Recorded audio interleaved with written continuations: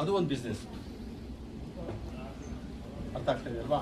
ಆಮೇಲೆ ಹಸು ಬಂದ್ರೆ ಅದರಲ್ಲಿ ತಿರ್ಗಿ ನೋಡಿ ಇನ್ನೊಂದು ಎರೆ ಗೊಬ್ಬರದ ಯೂನಿಟ್ ಮಾಡ್ಬೋದು, ಹೌದಾ? ಅದನ್ನ ಕಮರ್ಷಿಯಲ್ ಆಗಿ ಮಾಡ್ಬೋದು ಎರೆ ಗೊಬ್ಬರದ ಬಿಸ್ನೆಸ್ನ. ಬೆಂಗಳೂರಿನಲ್ಲಿ ಟೆರೆಸ್ ಗಾರ್ಡನ್, ಕಿಚನ್ ಗಾರ್ಡನ್ ಮಾಡ್ತಾರಲ್ಲ, ಅವ್ರಿಗೆಲ್ಲ 2-2 kg 5-5 kg 10 kg ಬ್ಯಾಗ್ ಮಾಡಿಕೊಟ್ರೆ ಸಖತ್ತಾಗಿ ಮೂವ್ ಆಗುತ್ತೆ ಎರೆ ಗೊಬ್ಬರ. ಯಾರು ಒಳ್ಳೆ ನಿಜವಾದ ಒರಿಜಿನಲ್ ಎರೆ ಗೊಬ್ಬರ ಕೊಡ್ತಾ ಇಲ್ಲ. ಸೊ ಅದನ್ನ ಮಾಡ್ಬೋದು. ಈ ಥರದ್ದು ಸಾಕಷ್ಟು ಮಾಡ್ತಾ ಹೋದ್ರೆ ನಿಮ್ಗೆ ಸಾಕಷ್ಟು ಸಿಗುತ್ತೆ. ಬಟ್ ಎಲ್ಲದನ್ನು ಮಾಡೋಕ್ಕಾಗುತ್ತಾ? ಯಾಕೆಂದ್ರೆ ಮನೇಲಿ ಇರೋದು ನಾವು ಒಬ್ಬೊಬ್ರು. ಇವಾಗ ಮನೆ ಜನ ಇಲ್ಲ, ಮುಂದ್ಗಡೆ ಅಂದ್ರೆ ಬಹು ಕುಟುಂಬ ಜನ ಇರ್ತಿದ್ರು, ನಡೆಯೋದು. ಇವತ್ತು ನಾವ್ ಯಾರು ಮನೆಯಲ್ಲಿ ಗಂಡ ಹೆಂಡತಿ ಇಬ್ರು ಇದ್ದಾರೆ. ಗಂಡ ಹೆಂಡತಿ ಜೊತೆಲಿದ್ರೆ ಬಹು ಕುಟುಂಬ ಅನ್ನುವಂಥ ಪರಿಸ್ಥಿತಿ ಬಂದ್ಬಿಟ್ಟಿದೆ. ಅವರೇ ಜೊತೆಲಿ ಇರೋದಕ್ಕೆ ಇಷ್ಟಪಡ್ತಾ ಇಲ್ಲ. ಸೊ ಒಬ್ಬೊಬ್ಬರೇ ಇರೋದ್ರಿಂದ ನಾವೊಂದು 5-6 ಚಟುವಟಿಕೆಗಳಲ್ಲಿ ಮಾಡ್ಬೋದು ಅಷ್ಟೇ. ಎಲ್ಲದನ್ನು ಏನೋ ಒಂದು 5-6 ಚಟುವಟಿಕೆಗಳಲ್ಲಿ ತೊಡಗಿಸ್ಕೋಬಹುದು ನಾವು. 5-6 ಚಟುವಟಿಕೆಗಳಲ್ಲಿ ನೀವು 6 ಗಂಟೆ ಕೆಲಸನ 6 ಗಂಟೆ ಟೈಮ್ನ ನೀವು ಇನ್ವೆಸ್ಟ್ ಮಾಡಿದ್ರೆ ನಿಮ್ಮ ಆದಾಯ ಎಷ್ಟಾಗುತ್ತೆ?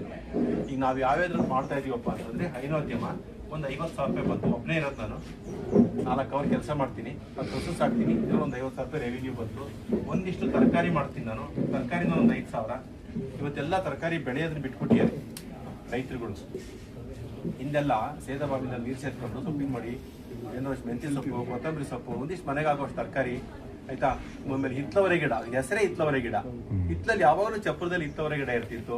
ಅಡ್ಲೆ ಗಿಡಗಳು ಇರ್ತು. ಖಾರ ಬಂದ್ರೆ ಸಾಕು ಅಡ್ಲೆ ಬೀಜ ಊರ್ತಾ ಇದ್ರು. ತಿಪ್ಪೆ ಮೇಲೆ ಯಾವಾಗಲೂ ಕುಂಬಳು ಗಿಡ ಇರ್ತಿತ್ತು. ಕುಂಬಳು ಗಿಡ ಬಳ್ಳಿನ ಕುಂಬಳು ಬೀಜ ತಗೊಂಡೋಗಿ ಊರ್ತಾ ಇದ್ರು. ಅಂದ್ರೆ ಬೇಕಾದಾಗ ಆಗೋಷ್ಟು ತರಕಾರಿನ ಸೇದಬಾವಿನಲ್ಲಿ ನೀರು ಸೇರ್ಕೊಂಡು ಮೇಂಟೈನ್ ಮಾಡ್ತಾ ಇದ್ರು. ಇವತ್ತು ನೀವು ಬಟನ್ ಹಾಕಿದ್ರೆ ಸಾಕು ಪೈಪ್ ನೀರು ಬರುತ್ತೆ, ಯಾರು ತರಕಾರಿ ಬೆಳೀತಾ ಇಲ್ಲ.